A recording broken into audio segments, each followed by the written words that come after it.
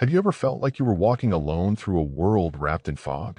Not the dramatic kind of loneliness where everything collapses all at once, but the quiet kind. The kind where life keeps moving, yet something inside you feels strangely unaccompanied. You wake up. You do what must be done. You move forward, not because you feel strong, but because stopping feels even heavier. There's no applause. No reassuring voice telling you that you're doing well. No one standing beside you saying, keep going. Just you, and a small flickering lamp in your hand. You might call this loneliness. You might call it exhaustion. You might even call it losing the will to live. But what if I told you something different? What if this season, this quiet, unsupported stretch of road, is not breaking you, but initiating you? Carl Jung once said, people do not mature when they are understood. They mature when they are forced to stay with themselves. And that is exactly where you are now. Today's video was not created by coincidence. It found you because you are learning something rare. How to stand on your own inner ground. So if you're ready, let us walk through this journey together. Through solitude, silence, and strength. Through the psychological lens of Carl Jung. And by the end, you may realize something quietly revolutionary. Everything you have been searching for outside has been forming inside you all along. Chapter 1. Accepting Loneliness, the Night Sea Journey. Why does loneliness seem to deepen as we grow older? When we are young, life carries us. Family structures, routines, expectations. Someone else decides, someone else holds the weight. But maturity is the moment the scaffolding is removed. You are asked to choose, to bear consequences, to discover, often painfully, that not everyone will understand you, and not everyone will stay.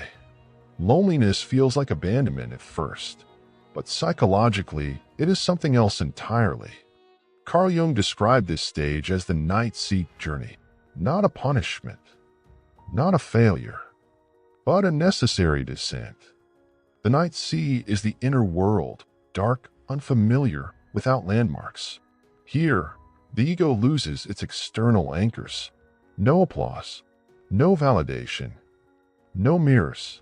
And this is where something profound happens. Modern psychology tells us that prolonged solitude activates the brain's default mode network, the system responsible for identity, memory, meaning, and self-reflection. In other words, when you are alone long enough, your mind is forced to ask the question it has been avoiding. Who am I without witnesses? This is why loneliness feels destabilizing. Your persona, the mask you wear for the world, no longer has an audience. And paradoxically, that is the relief. You no longer need to perform strength.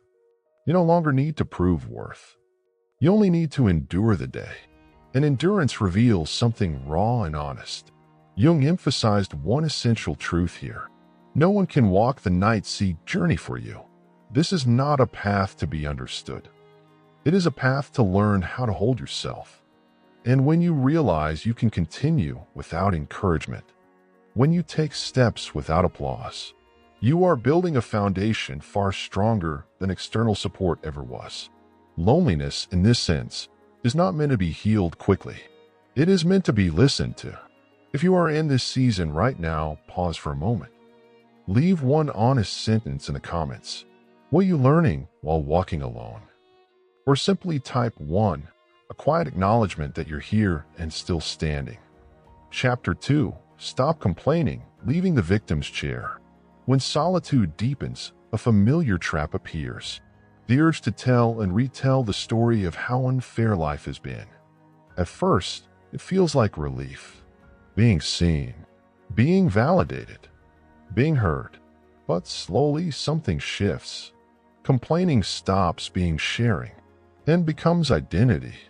From a Jungian perspective, the danger is not pain itself. Jung never denied suffering. The danger is identifying with the wound. When you fuse your identity with hurt, life is no longer something you live. It becomes something that happens to you. The victim's self begins to speak. This happened because of them. I can't change because of circumstances. I have no choice. Blame becomes explanation. and explanation becomes stagnation. Complaining is not weakness, it is protection. It shields the ego from a harder question. What will I do next? As long as you complain, you do not have to act. You only have to be right. But that righteousness comes at a cost. Jung called this mechanism projection. The shadow pushed outward. And he warned, until you make the unconscious conscious, it will direct your life, and you will call it fate. Complaining quietly hands the steering wheel to something outside you. You may be right, but you are no longer free. Stopping complaints does not mean suppressing emotion. It means changing the language of your inner life. Instead of asking, why does this keep happening to me? You begin asking, what is still within my control? Responsibility feels heavier than blame, but it is the weight of adulthood. And with it comes something precious. Your agency. If this resonates, take a breath and gently tap like. Chapter 3. Learning to comfort yourself, becoming your own shelter. There is a quiet truth adulthood teaches painfully. Life will not always send someone when you need comfort most. The phone stays silent. The message never comes. And exhaustion settles in your bones. If you never learn to comfort yourself, you will live in perpetual emotional debt. Jung believed that psychological maturity requires forming a stable inner relationship, one that does not collapse when external support disappears. Self-comfort is not toxic positivity. It is not telling yourself everything is fine. It begins with honesty. I am tired. I am overwhelmed. I need rest. Just as you would stop to drink water on a long journey. You learn to pause internally. Self-comfort reorganizes your inner load. It teaches you how to carry life without breaking. People who never learn this skill often burn out, not because life is unbearable, but because they never learn to be gentle with themselves while enduring it. When you can soothe your own nervous system, when you can acknowledge effort without external praise, you become steady, not numb, not cold, steady. And when someone eventually walks beside you, they are no longer a crutch. They are a companion. Chapter 4. Transforming pain into inner drive. Pain is not an accident of psychology. It is an initiation. Jung believed suffering contains energy, and that energy must go somewhere. If resisted, it stagnates. If denied, it festers. If observed, it transforms. You are not what happened to you. You are what you choose to become afterward. Think of the phoenix, not reborn by avoiding fire, but by entering it. Pain burns illusions, dependencies, old identities that no longer fit. When you stop using energy to fight pain, that energy becomes fuel. Not for ambition, but for alignment. For leaving environments that drain you. For choosing honesty over performance. For living slower but truer. Pain does not come to destroy you. It comes to shape you. And once transformed, it becomes a quiet strength, one that cannot be easily extinguished. Chapter 5. Letting will guide the mind, not emotion. Inspiration is unreliable. It visits when life is easy, and disappears when you need it most.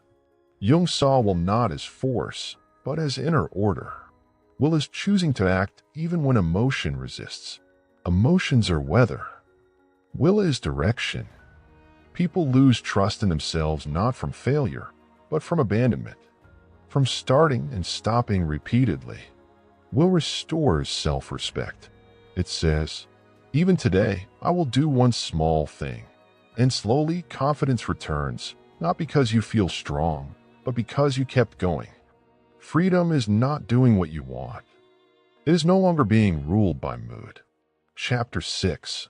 Awakening true motivation, lighting your own torch. Eventually, the world goes quiet. No praise, no recognition, no reassurance. And a question rises. Does this still matter if no one sees it? Jung believed this was the turning point of maturity.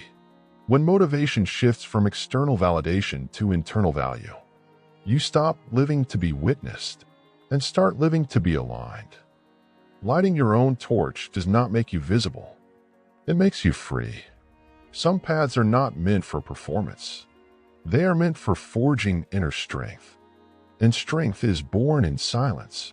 Finally, the lamp is in your hand. If you look back now, you may realize the moments you felt weakest were training you to become unshakable. You were still walking through fog, still holding a flickering lamp. But that lamp is yours. Each step says, I can be alone, and I will continue. And one day, the fog thins, not because someone rescued you, but because you walked far enough to meet the light yourself.